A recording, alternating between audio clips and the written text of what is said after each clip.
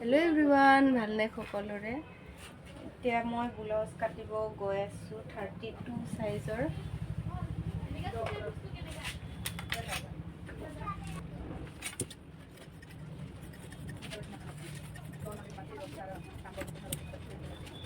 হাতত বহুত ডাঙৰকৈ ফুল আছে, হাতত ডাঙৰকৈ ফুল আছে, হাতত দি দিছোঁ।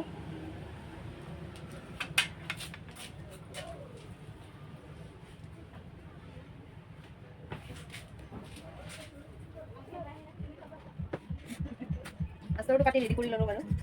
মেইন কাপোৰটো কাটি আছে।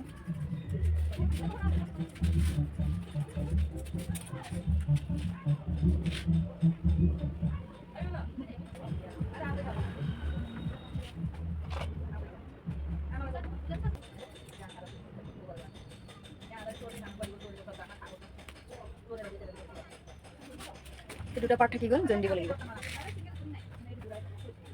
কাপোৰবোৰ জইন দি আস্তৰটো ফিটিং কৰিব লাগিব। কিছুমান মেখেলা চাদৰৰ ব্লাউজ পিচটো একদমেই সৰু আহে, মিলাবই নোৱাৰোঁ।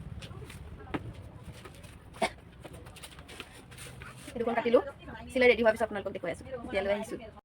এতিয়া কাপোৰ দুযোৰ ৰেডি হৈ গ'ল, আপোনালোকক দেখুৱাই আছোঁ। এইটো ৰেড কালাৰযোৰ,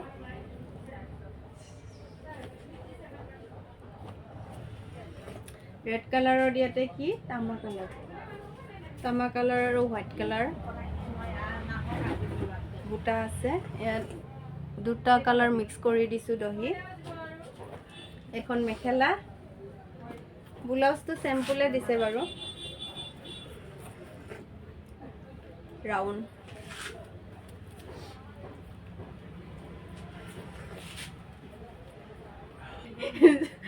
মেৰুন কালাৰত আছে, খুব ধুনীয়া কালাৰ, পিন্ধিলে ধুনীয়া লাগিব, বহুত ধুনীয়া কালাৰ। এইটো চেম ডিজাইন, চেম্পল, এজনীৰে হয়।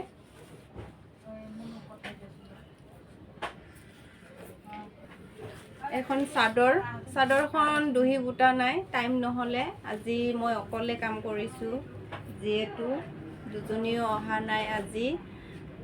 এইযোৰ বুটা নহ'লে দহি ঘৰত গৈ আজি গাঁঠিম, যিহেতু আমাৰ ঘৰ কাষৰে খুৰীজনীৰ হয়। ঘৰতে ৰাতি গাঁঠি পেলাই ৰাতিপুৱা কাপোৰযোৰ পাৰ্চেল কৰি দিম। ভাল লাগিলে লাইক কমেণ্ট শ্বেয়াৰ কৰি দিব। এতিয়া মই খাম লাল চাহ, ধুনীয়া সন্ধিয়াৰ ইভিনিং চাহ কাপ। ভাল লাগিলে লাইক কৰিব। Bye bye.